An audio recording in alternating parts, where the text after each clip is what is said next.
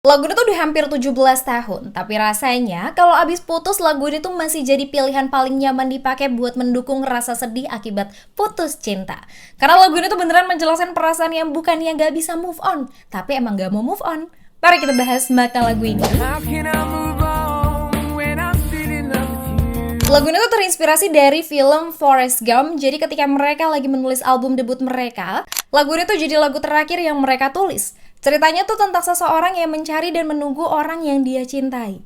Dan ketika belum ada sosial media dan belum bisa cari lewat online, ya satu-satunya yang bisa dilakukan adalah kembali ke tempat pertama kali mereka bertemu dan nunggu di sana. Makanya kan di lirik awal dibuka dengan penjelasan kalau dia tuh balik ke tempat pertama kali mereka ketemu karena menurutnya itu adalah satu-satunya cara yang bisa dia lakukan. Dan Denny vokalis The Script juga pernah bilang kalau lagu ini tuh tentang cinta yang tulus di saat lo tuh nggak punya apa-apa buat ditawarin selain perasaan. Kayak zaman sekarang tuh orang bisa membeli cinta dengan banyak cara. Kayak pakai uang, hadiah mahal, atau gestur besar. Tapi pertanyaannya, kalau lo nggak punya uang, apa yang bisa lo lakukan? Makanya di lagu ini tuh ya penekanannya dia cuma bisa nunggu dan balik ke tempat awal mereka bertemu, berharap kalau orang ini tuh tiba-tiba keinget dan balik ke tempat itu juga. Walaupun di bagian lirik ini dia tuh menekankan kalau dia tuh bukan gelandangan atau bahkan miskin. Dia tuh ya cuma orang yang lagi patah hati dan berharap caranya ini tuh bisa berhasil. Makanya dia tuh bilang kan, gimana coba caranya gue bisa move on kalau gue aja tuh masih cinta sama lo. Dan kalau lo sadar juga bagian yang menjadi hooknya, ini kan diulang hampir 5 kali ya.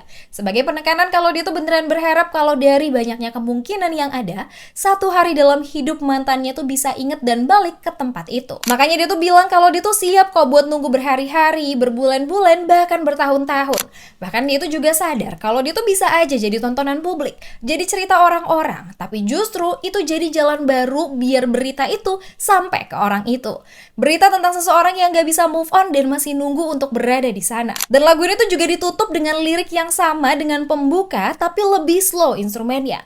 Dia tuh bilang kalau dia tuh akan balik ke sudut tempat itu di mana dia tuh pertama kali ketemu dan dia tuh gak akan pergi. Bahkan perumpamaan dia tetap stay di tempat itu udah nunjukin kalau dirinya ini tuh yang gak mau move on atau berjalan pindah. Dia tuh kayak secara sadar memilih untuk gak mau move on. Dan kalau lo relate juga nggak?